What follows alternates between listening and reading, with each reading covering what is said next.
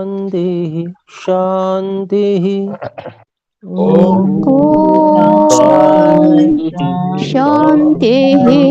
शांति शांति। नमस्ते आचार्य जी। नमस्ते आचार्य जी। सादर नमस्ते आचार्य जी। नमस्ते। ओम।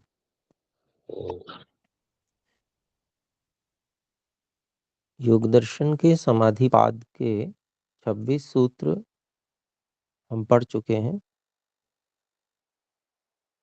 और आज 27वां सूत्र हम पढ़ेंगे। तो इसमें कोई चीज पीछे की अगर रह रही हो तो पूछ सकते हैं।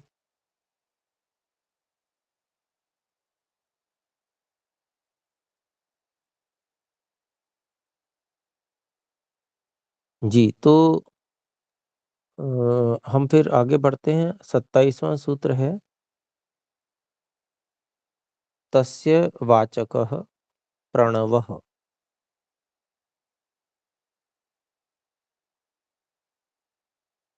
अब जो प्रकरण चल रहा है ईश्वर का, पुरुष विशेष का, परमात्मा का, परम गुरु का।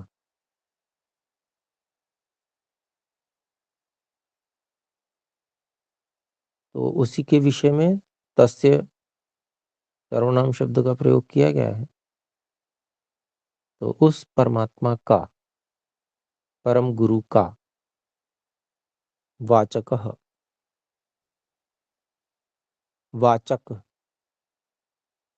यानी कि नाम,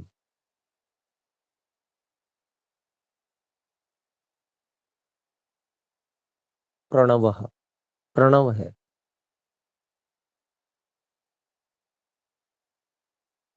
प्रणव ओम को कहते हैं। प्रकर्षेण नूयते सूयते इति प्रणवः। अनेन इति, हाँ, बीच में आएगा। प्रकर्षेण नूयते स्तूयते अनेन इति प्रणवः। अर्थात बहुत अच्छी प्रकार से स्तुति जिस नाम से की जाती है वह उसको प्रणव कहते हैं। तो वह ओम है। ओम ही ऐसा नाम है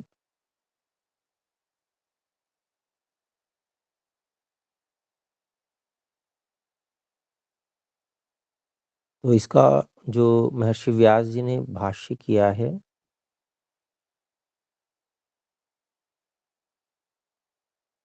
वो देखते हैं। वाच्य ईश्वरः प्रणवस्य।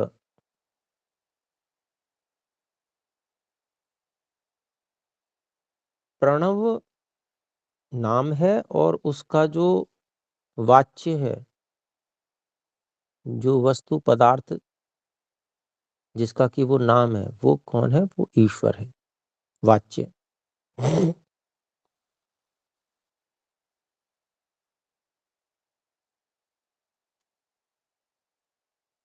ये कहते हैं, देखिए, किम अस्य संकेतकृतं वाच्य वाचकत्वम अथ प्रदीप प्रकाश वदवस्थितम इति।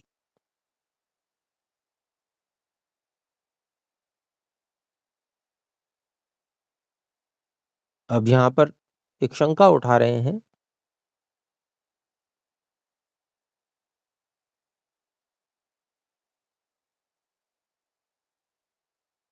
ये जो परमात्मा है अर्थात जो वाच्य ईश्वर है, इसका अस्य वाच्य वाचकत्वम, इसका जो नाम और नामी का संबंध है,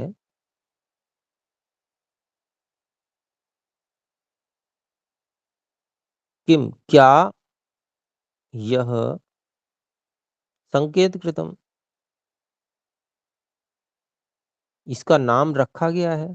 संकेत ये जो बनाया गया है, हमारे द्वारा बनाया गया है, इसका मतलब ये हुआ। अथवा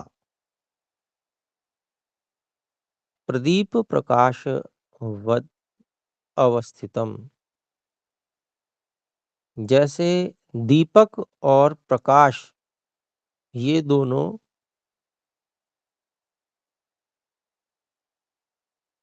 इन दोनों का आपस में संबंध है,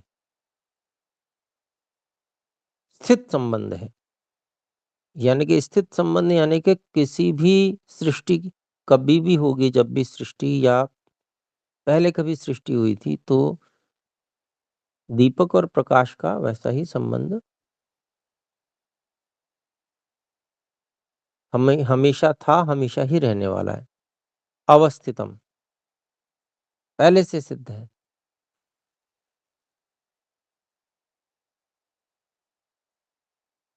तो ये जो वाच्य वाचकत्व संबंध है, वस्तु और वस्तु के नाम में जो संबंध है, वो हमारे द्वारा तय किया गया है। हमने आपस में इसको, इस संकेत को बना लिया है कि हम ऐसा नाम कहेंगे, ऐसा है, अथवा ये हमेशा से ही था ऐसा ही। किसके समान? दीपक और प्रकाश के समान। जैसे दीपक और प्रकाश हमेशा ऐसा ही रहने वाला है, उसको उसको हमने उसके संबंध को नहीं बनाया है। दीपक जलेगा तो प्रकाश होगा, ये स्वाभाविक है।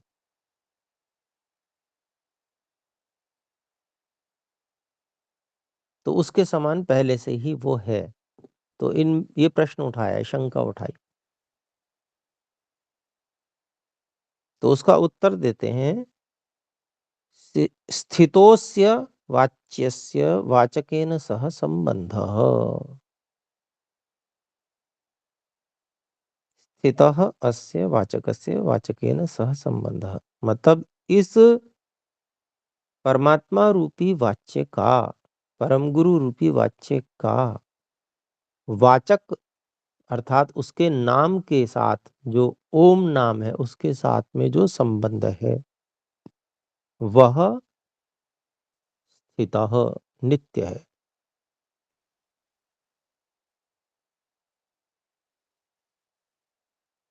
अर्थात वो पहले से ही है, प्रदीप और प्रकाश के समान ही। ऐसा नहीं है कि हमने आपने मिलके तय किया या ऋषियों ने मिलके तय किया कि हम ऐसा कहेंगे, ये नाम बोलेंगे, ऐसा नहीं है। जैसा हम कोई व्यक्ति बच्चा पैदा होता है तो नामकरण संस्कार करते हैं, तो क्या भाई हम तय कर लेते हैं, माता पिता तय कर लेते हैं, दादा दादी तय कर देते हैं,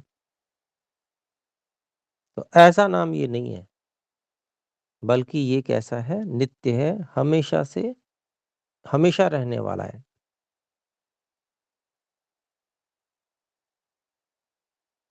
फिर आगे प्रश्न करते हैं, संकेतस्त्वीश्वरस्य स्थितमेवार्थमभिनयति।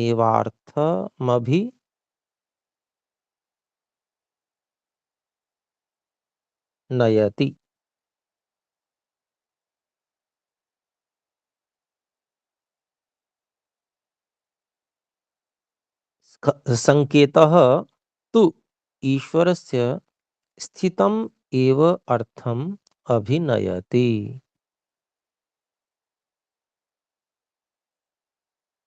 मतलब वह ईश्वर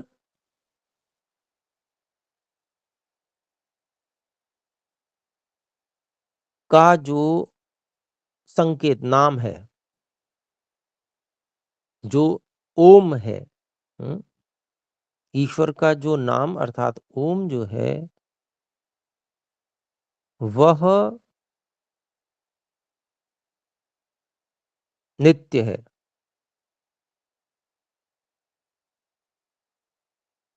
नित्य ही जो अर्थम अर्थात जो ईश्वर रूपी पदार्थ है,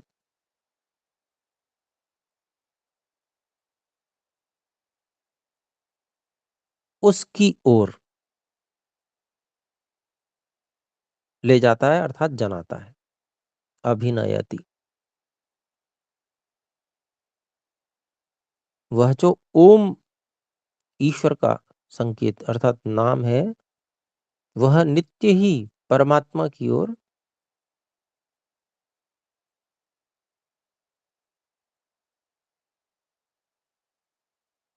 जो अभिप्राय है उसको लेकर आता है, परमात्मा रूपी जो वस्तु है उसकी ओर लेके आता है, उसको ज्ञान कराता है, ऐसा कह समझ लें। वह नाम नित्य ही। फिर आगे कहते हैं यथा अवस्थितः पिता पुत्रयोः संबंधः संकेतेन अवद्योत्यते। जैसे यथा अवस्थितः पिता पुत्रयोः संबंधः, पहले से तय है पिता और पुत्र का संबंध, एक संबंध विशेष है पिता का पुत्र से, कि वो संबंध क्या है, पिता के शरीर का जो बीज है उससे पुत्र के शरीर का निर्माण होता है,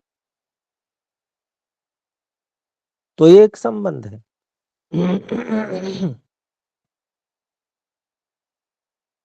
तो ये संबंध कैसा है, सुनिश्चित संबंध है, ऐसा ही हमेशा से होता आ रहा है, अवस्थित है, नित्य है।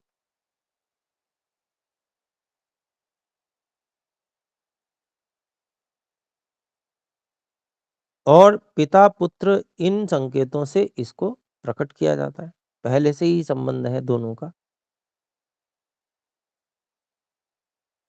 क्या कहा जाता है, अयम अस्य पिता अयम अस्य पुत्र इति, इस रूप में कहा जाता है कि ये इसका पिता है और ये इसका पुत्र है।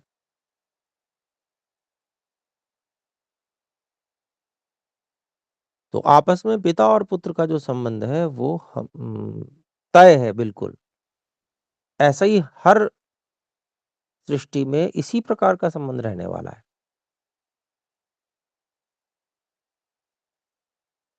फिर आगे कहते हैं देखिए, सर्गांतरेषु अपि वाच्यवाचक शक्त्यपेक्षः तथा एव संकेतः क्रियते। सर्गांतरेष्वपि वाच्यवाचक शक्त्यपेक्षस्तथैव संकेतः क्रियते। तो सर्ग अंतरेषु अपि वाच्यवाचक शक्ति अपेक्षः तथा एव संकेतः क्रियते। तो भिन्न सृष्टियों में भी, यानी कि जो ये सृष्टि वर्तमान में चल रही है, इसके अलावा जो पूर्व में सृष्टियां हुई थी, की थी परमात्मा ने, और जो भविष्य में और सृष्टियां करेंगे, उन सभी में सर्गांतरेषु, उन सभी सृष्टियों में भी वाच्य अर्थात वस्तु,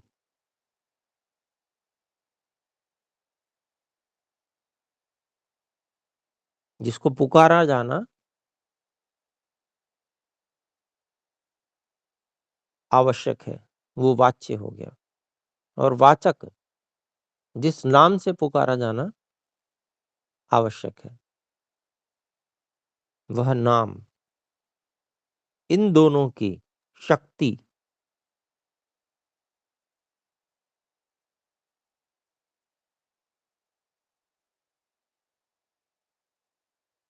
अपेक्षः, इन दोनों की शक्ति के माध्यम से, तथा एव वैसे ही संकेतः क्रियते, संकेत किए जाते हैं।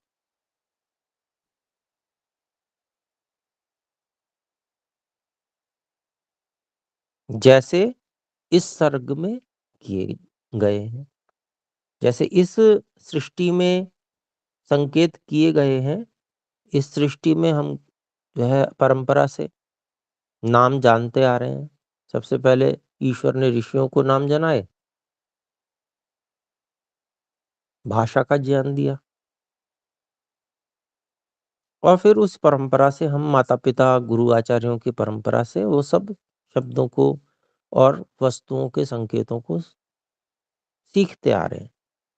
जैसे इस सृष्टि में सीखते आ रहे हैं, उसी तरह से अन्य सृष्टियों में भी ये जो वाच्यवाचक शक्ति है, इस वाच्यवाचक शक्ति की के माध्यम से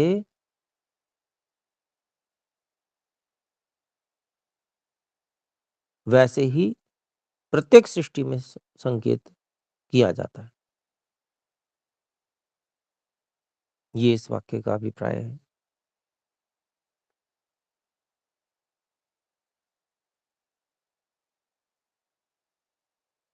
फिर आगे है संप्रतिपत्ति नित्यतया नित्यः शब्दार्थ संबंधः इति आगमिनः प्रतिजानते।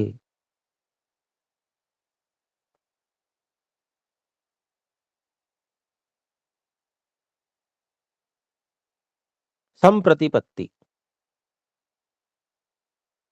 ज्ञान नित्यतया ज्ञान की नित्यता के कारण से, क्योंकि ज्ञान नित्य है, इसलिए नित्य शब्दार्थ संबंधः शब्द और अर्थ का जो संबंध है वो भी नित्य है।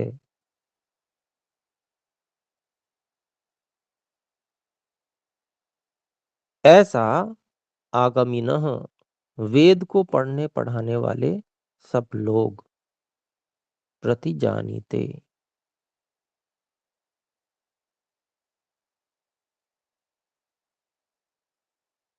जानते हैं, प्रतिज्ञा करते हैं। प्रतिजानीते प्रतिज्ञा करते हैं, ऐसा उसका अभिप्राय समझेंगे। तो वेद को पढ़ने पढ़ाने वाले लोग जो हैं वो इस बात को इसी रूप में जानते और प्रतिज्ञा करते हैं कि क्योंकि ज्ञान नित्य है, तो जब ज्ञान नित्य है तो उसमें उसका जो शब्द के साथ में वस्तु का संबंध है वो भी नित्य है।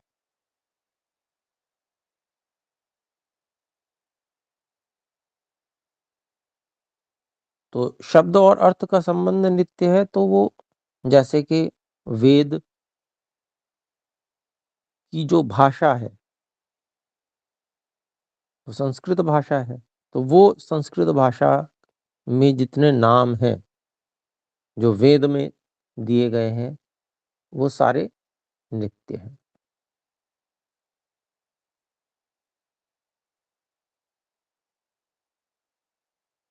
तो इस रूप में शब्द और उनसे वस्तुओं का संबंध, क्योंकि वेद नित्य है, वेद ज्ञान नित्य है, वेद ज्ञान शब्द के माध्यम से प्राप्त हो रहा है, शब्द उसमें माध्यम बना हुआ है। उन शब्दों का क्या अर्थ है वो भी परंपरा से हमको जनाया जा रहा है गुरु आचार्यों के द्वारा। तो सबसे पहले जिसने जनाया होगा वो तो परमात्मा ही है, परम गुरु है। आरंभिक ऋषियों को जिन्होंने जनाया वो भी शब्दार्थ संबंध जनाया होगा। तो ईश्वर का जो ज्ञान है वो जो शब्दार्थ संबंध वाला है वो भी नित्य है, ईश्वर का तो नित्य है ही है। तो इसीलिए इस पूरे शब्दार्थ संबंध को जो वैदिक है उसको नित्य माना जाता है। तो इस कारण से जो यह ईश्वर का नाम, परमात्मा का जो मुख्य निज नाम ओम है, जिसको प्रणव कहते हैं, वो यहाँ पर बताया ऋषि ने, महर्षि पतंजलि जी ने, कि इस ईश्वर रूपी परम गुरु रूपी जो वस्तु है उसका जो वाचक अर्थात नाम है वह प्रणव है। तो ये हमारा इसको इसलिए समझाया गया कि जब व्यक्ति को पता होता है कि भाई ये इसमें कोई विकल्प नहीं है। कई बार होता है ना, नहीं हम ऐसा कर लेते हैं, नहीं हम वैसा कर लेते हैं, हम अपनी मर्जी से अपना नाम कुछ रखेंगे, XYZ हमने नाम रख दिया, हम तो इसी की उपासना करेंगे। तो ऐसा कुछ नहीं है, वैसे सब स्वतंत्र है, कुछ भी बोले।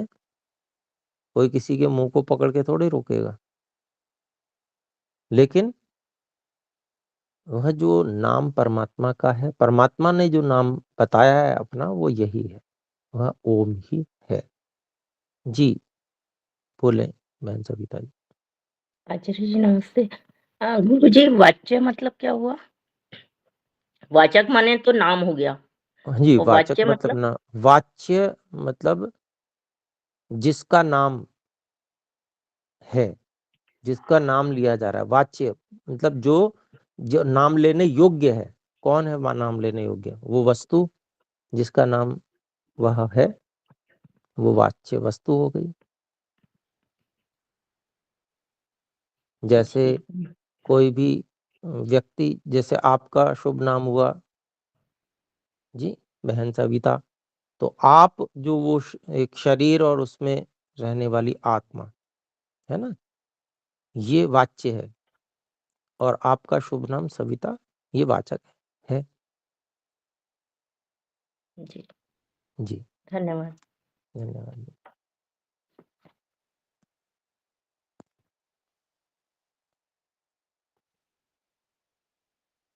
जी तो और कोई बात नहीं है तो एक सूत्र और ले लेते हैं, छोटा सा ही है।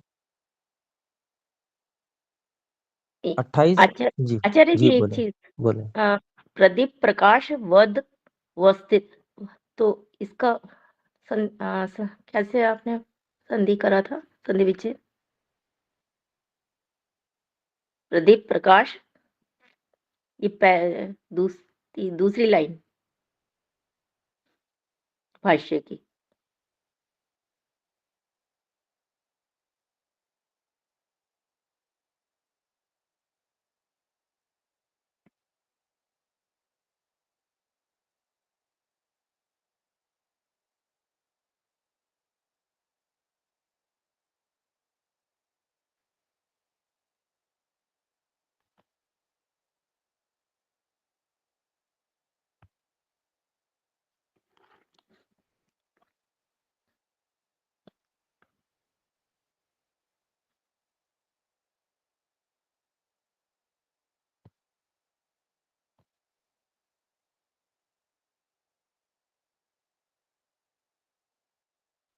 गुरुजी आपका म्यूट है। अरे क्षमा करें, म्यूट हो गया। जी तो ये जो प्रदीप प्रकाश वत है ना, वत, यह शब्द एक प्रत्यय होता है, वो यहाँ पर लगा हुआ है। वो हमें पहले से पता है, शब्द पहले से पता होते हैं ना, तो उसके अनुसार ही हम उसका विभाग कर लेते हैं, संधि विच्छेद कर लेते हैं। तो द में अ भी है, तो वो अ इधर ले लिया, तो अवस्थितम इति, इस तरह से। ठीक है जी। जी मतलब क्या हुआ पूरा का? प्रदीप प्रकाश, प्रदीप कहते हैं दीपक को, और प्रकाश, प्रकाश यानी कि जो लाइट, प्रकाश को कहते हैं। ठीक है, तो प्रदीप और प्रकाश में एक संबंध है, यानी कि दीपक और जो प्रकाश है उसमें एक संबंध है। दीपक जलेगा तो प्रकाश होगा, उनमें ऐसा संबंध है कि वो नित्य संबंध है। उसमें ऐसा नहीं है कि हमने जोड़ा है। जैसे आपका नाम तो आपके माता पिता ने रखा, वो वहां जोड़ा है, माता पिता ने जोड़ा है। वो प्रदीप और प्रकाश के समान नहीं है, दीपक और प्रकाश के समान नहीं है। दीपक और प्रकाश का जो संबंध है वो किसी ने, मनुष्य ने नहीं बनाया, माता पिता ने नहीं बनाया, वो पहले से ही है, नित्य है। ठीक है, उसके समान जो पहले से ही है, उसको किसी ने रखा नहीं, उसके समान ही ईश्वर और ओम, इसका आपस में संबंध है। ओम बोलते ही ईश्वर का ही ध्यान होगा, ईश्वर को ही हम समझेंगे, ये मतलब है। जी, धन्यवाद। धन्यवाद जी। स्मृति जी बोले। जी संसारी जी, एक बारी अंतिम सेंटेंस का संपत्ति संप्रति संप्रतिपत्ति नित्यता, नित्य। संप्रतिपत्ति कहते हैं ज्ञान को। प्रतिपत्ति भी ज्ञान को ही कहते हैं। सम उपसर्ग जो है वो बहुत विशेषण, विशेषता के लिए सम्यक रूप से, बहुत अच्छी प्रकार से जो ज्ञान होना है, ज्ञान कहते हैं जिसको, बहुत अच्छी प्रकार से, बहुत बिल्कुल सही सही ज्ञान, ये संप्रतिपत्ति हुआ। नित्यतया मतलब ऐसे ज्ञान के नित्य होने के कारण से, नित्य मतलब जो सदा से है, पहले भी था, आज भी है और हमेशा रहेगा, वो नित्य।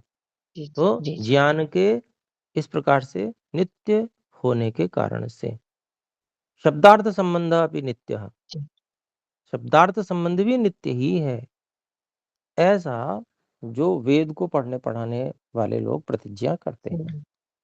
जी जी, धन्यवाद बहुत। जी धन्यवाद।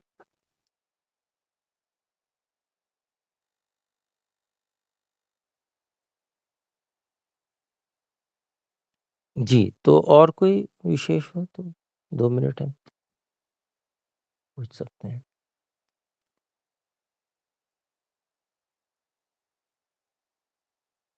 पिता पुत्र के संबंध का भी उदाहरण दिया गया है यहाँ। पिता पुत्र में संबंध जो है वो भी अवस्थित है, पिता और पुत्र का एक संबंध विशेष है। ऐसा संबंध सब आपस में नहीं होता, केवल पिता पुत्र में ही होता है, वो बीज का संबंध है। तो ये भी संबंध अवस्थित संबंध है, दीपक और उसके समान ही। ये संकेता नाम इसकी संधि विच्छेद कैसा होगा? संकेता नाम द्योत्यते मतलब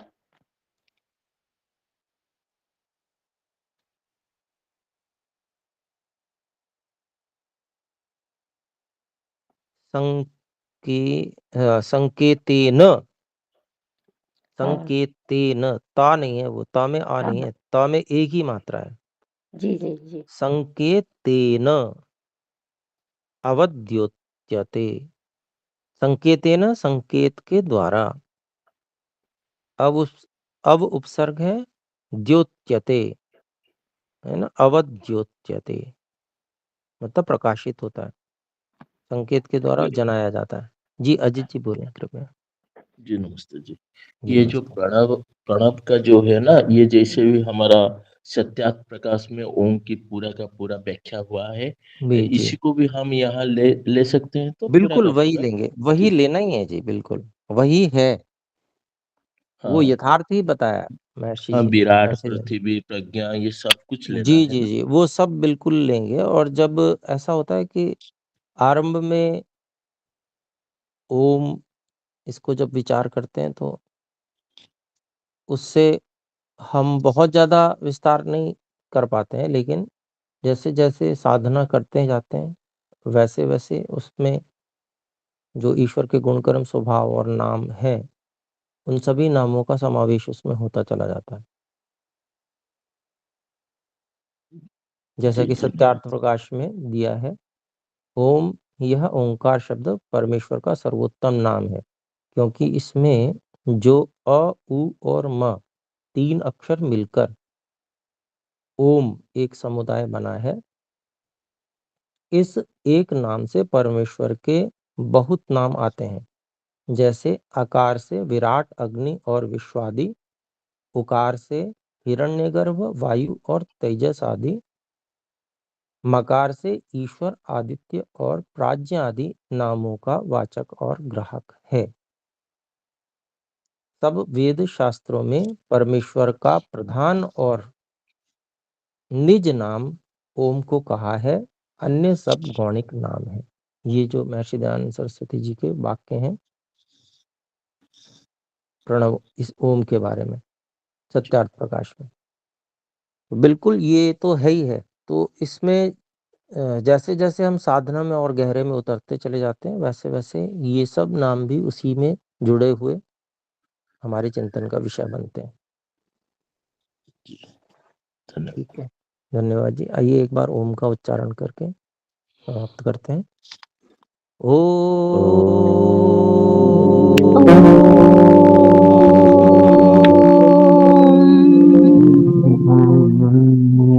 नमस्ते अतिथि जी, सभी को सादर नमस्ते।